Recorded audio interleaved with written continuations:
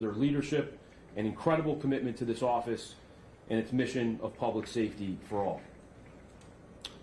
My office and its partners are in the process of concluding an operation aimed at addressing the public safety issues in the Union, High, and School Street area in the city of Springfield. As we have in the past, we have identified a significant public safety threat and moved to extinguish it. This investigation represents the unparalleled capabilities that we have developed to maintain lengthy and high-level investigations that use the best technology and leverage the partnerships across law enforcement that we have forged over many years. Creating safer communities is at the heart of all that we do as an office. With this investigation, we have unquestionably met this objective. I am deeply honored to lead and work with these courageous women and men. The talent and commitment by the individuals who collectively make up the investigative side of the Hampden District Attorney's Office are second to none. I wish to wholeheartedly thank them for their tremendous service here today. In the summer of 2023, the High, School, and Union Street area of the city of Springfield erupted in a wave of violence. This area became the most troubled and problematic area of the city. By the numbers, from July 1, 2022 to June 30th, 2023, the Springfield Police Department received 118 ShotSpotter activations in this area, 89 911 calls for shots fired, 45 reports filed for aggravated assault, and 23 911 calls for a person in possession of a firearm. A major part of this landscape has been two rival drug trafficking organizations engaged in a violent and deadly armed turf war that sought control of the lucrative heroin, fentanyl, and cocaine market in this area. The violence in this area has resulted in numerous shootings, stabbings, and assaults, which include 5 deaths since April 30th, 2023. At my direction, my office's Hampden County Narcotics Task Force and the SAFE Unit, Strategic Action and Focused Enforcement, along with the Springfield Police Department, began a high-level investigation into these drug trafficking organizations with the goal of identifying and dismantling these violent organizations. Detectives were able to identify those individuals who were in direct control of these organizations, as well as the individuals who were supplying them with illegal narcotics. Astoundingly, I'm proud to report that this investigation so far has resulted in the arrest of 20 individuals, with more indictments of co-conspirators to come, along with the seizure of 10 kilograms of cocaine, a ½ kilogram of heroin fentanyl, 58 grams of methamphetamine, 20 firearms, some of which are before me here today, and over $400,000 in cash. In addition to the material improvement in public safety that results from the seizures of the aforementioned contraband, in late August, a mere 3 weeks into the investigation, detectives developed intelligence that required immediate action. It was learned that one of the targets of this investigation, Jeffrey Washington, had the intent to shoot and kill an individual he saw near his residence. To carry out this murder, detectives were aware that Mr. Washington had traveled to High Street to retrieve a firearm. Investigators were directed to this area of High Street by other investigators monitoring the city's camera system and using other surveillance tools. The target was in fact observed traveling to High Street, retrieving a firearm, and departing that area. Investigators decided to conduct a traffic stop. The target was indeed found to be in possession of a firearm and was then arrested. He was later indicted along with 3 co-conspirators for conspiracy to commit murder. It is clear this investigation and the dedicated detectives involved stopped the violent act from being committed, and in so doing likely saved a life. I also wish to note one suspect who's under arrest now is Daniel Mendoza, who was on lifetime parole for an August 1996 gang-related homicide in Chicopee. He pled guilty to second-degree murder and other charges and was granted parole on August 12, 2013, when he returned to this community. Another individual who was arrested as a part of this effort is Fabian Rosario. Mr. Rosario was previously arrested in July of 2022 during a separate narcotics investigation in the same area. Same area. He was arrested after he struck an undercover trooper of the Massachusetts State Police in the face with a liquor bottle. My office indicted him for this offense and others. In fact, on September 29, 2023, he was sentenced after an unagreed plea in the Superior Court. Despite the Commonwealth's recommendation to the court that he serve a 2 to 3 year state prison sentence, he was sentenced to probation by the court. I want to note that Mr. Rosario, who was arrested as a part of this investigation, in fact was on that very probation to which he was sentenced on September 23rd, 2023, and he is now out again. The Commonwealth asked for a very significant cash bail. Bail was set by the court in Springfield District Court of $7,500, which he almost immediately posted, and no action was taken by the probation department to detain him on the probation violation that he was given in September. So Mr. Rosario, after that slew, that sequence of events of criminal behavior, is back out on our streets, likely in the city of Springfield. This investigation was extraordinarily successful, no question, due exclusively to the commitment and hard work of the many investigators involved. Nearly all of the suspects who were identified as operative and significant offenders in this area have been arrested and have been charged with serious criminal offenses such as drug trafficking, firearms, and conspiracy to commit murder and violate drug laws. The targeted area is one of the most economically disadvantaged areas of this city. But this does not mean that crime should run rampant, that the vast majority of its residents, who are law-abiding and decent people, should not have peace and quiet. What it does mean, in fact, is that those who are charged with public safety, including those in the court system, must respond.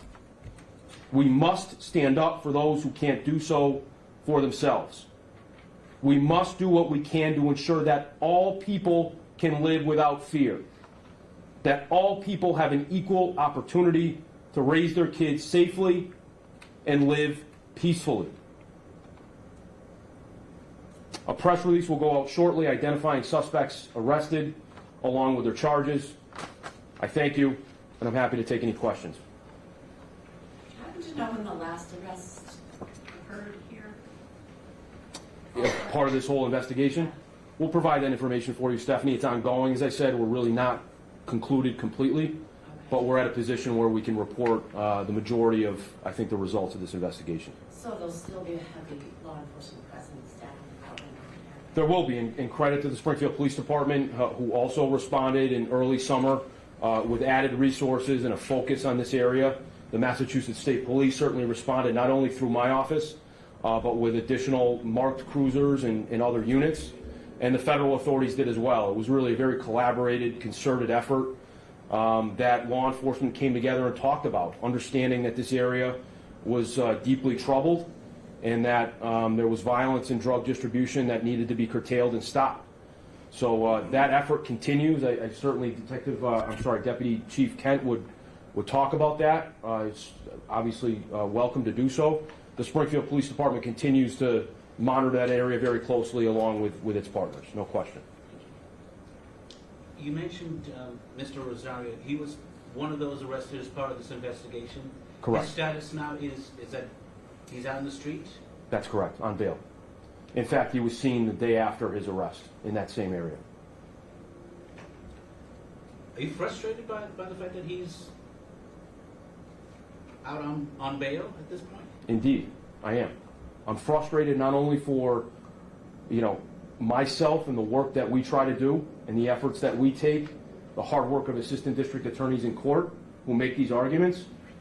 I'm not only frustrated for the investigators who put forward so much toil, so much hard work to make these cases lawfully, but I'm frustrated for the residents of that area who, as I said, by and large are decent people who don't want to hear gunshots at night, who don't want their kids walking by a drug dealer, who don't want their apartment building infested with people who are dealing drugs and carrying guns. So what do those people feel when their tax dollars go to these investigators to support the court system, and a guy like this, who is not a first-time offender, to be sure, who is not a low-level offender, to be sure, is back on the street the same day or the next day after he's arrested again for poisoning that neighborhood, for wreaking havoc on those streets? Yeah, I'm frustrated. I think a lot of people are too. These guns these weapons that would, for those radio, you can describe what they are, if assortment. I'm not the most knowledgeable by any stretch, but to me they look like weapons of death and destruction. There's various concealable handguns and 6 rifles that are designed to kill things. And these are the tools of the trade. These are the things in the hands of people who are not licensed to carry them, who very often are using them to intimidate and to hurt people. Do you see some of these ghost guns? I see some Sergeant? that got plastic. Yes. They look like plastic.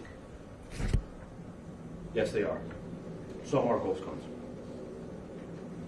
You said you guys have increased the presence of local law enforcement. Can you talk a little bit about what's being done throughout the day to ensure that people are safe as kids are going to school, kids coming home from school, especially now that it turns a lot darker because of daylight savings time? I'm in the position to conduct investigations like this and to conduct prosecutions. Springfield Police Department is the primary organization charged with public safety. As I've said, they've done a great job responding, and I'll turn it over to Deputy Chief Steve Kent. Thank you, Dan. So, after the summer that we had there, we upped our patrols in the area. We have our C3 units and our Metro units collaborating to do foot patrols of the apartment buildings there. We have tenant lists, so we know where the empty apartments are, and we know that they should not be occupied. And that's where a significant amount of the street level dealing takes place. And it's not people that live in the buildings, it's people that come from other areas and just use those buildings to deal, which obviously isn't fair to the people that do live there. So we did that. We continue to do that. The patrols of the buildings, we do what we call designated patrol routes, where a cruiser will just spend 20 minutes to half an hour right there in the neighborhood to be visible so that people know that they're there. On top of that, we have our crime analysis resources. We have significant resources dedicated over there on the technology side, which I won't get into the specifics, but it's pretty sophisticated. And I would just like to build on a couple of the DA's points. Early last summer, we had 2 or 3 individuals involved in a shootout. There was 120 shell casings recovered from that one event, but they didn't hit each other. So think about 120 shell casings. Think about 120 projectiles flying around a densely inhabited neighborhood. And think of the danger to the people that are, at that time of night, they're probably in their apartments, but if they're looking out their windows, and we did recover several projectiles from apartments and from inside apartments and cars and whatnot. So just think of that, the danger there. And the other thing I'd like to comment on that the DA said was how we're all frustrated with this revolving door that this court system has turned into. And from my perspective, from a street level perspective, we need the citizens to give us information. They're our eyes and our ears. We've got X amount of neighborhoods in the city to police. We can't be everywhere. We can't see everything. So we need these citizens to call us and tell us what's going on, and then give us the information we need to put the bad guys where they belong. So if I'm a citizen and I got a family and I'm living in one of these troubled neighborhoods, and I call the police and they come and they get the guy that I called about, and then 8 hours later or the next day, that same guy is standing back out on that same corner doing that same thing. Am I going to have any faith in the police department? Am I going to have any trust in the police department? Am I going to make that call again? Or am I going to say, I'm going to mind my own business because it's not doing any good anyway, and they obviously can't protect me from this individual. So that's where my frustration comes in at the local level.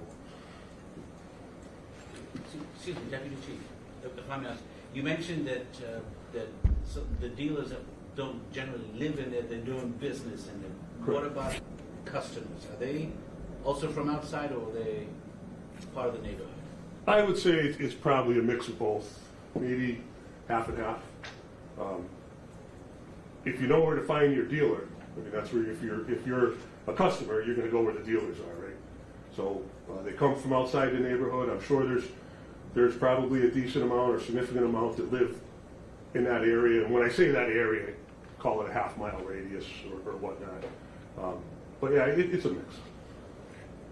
Have you seen, is it too soon to tell whether the change in ownership of those troubled apartments, I think the west side landlords came in, have you seen a difference yet, or is it too soon to tell? I think it's a little too soon to tell. They have to, and I don't pretend to know anything about this, but they have to deal with the housing laws and eviction laws and everything else to get the people that do live in there that are the problems and get them out and figure out who's supposed to be there and who's not supposed to be there. But we anticipate that we hope that it will improve over there.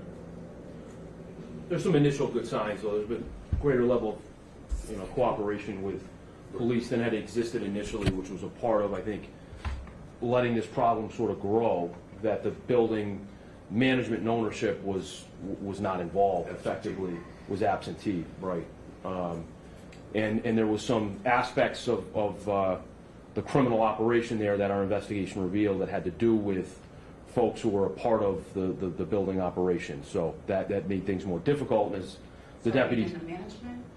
not the management, but other aspects of the building operation. So what the deputy said that is important is that vacant apartments were being used by individuals, and it was very hard for law enforcement to pin down because there's no record of who those individuals are or where they were operating. And now, through these efforts, we've been able to identify that and identify which apartments are supposed to be vacant. Any other questions? I know that a lot of problems have arisen in a lot of the apartments owned by Springfield Gardens. Has management been able to assist in that process or provide any kind of information or assistance to the local law enforcement? I do believe, not only for this neighborhood, but for other neighborhoods, we were able to acquire some tenant lists. How accurate they were at the time, I don't know. Springfield Gardens, that company had their problems as far as their management skills go. So we did receive a little bit of cooperation, but it might not have been as helpful as it could have been. Thank you. And as I said, more information will come from our office about the specifics.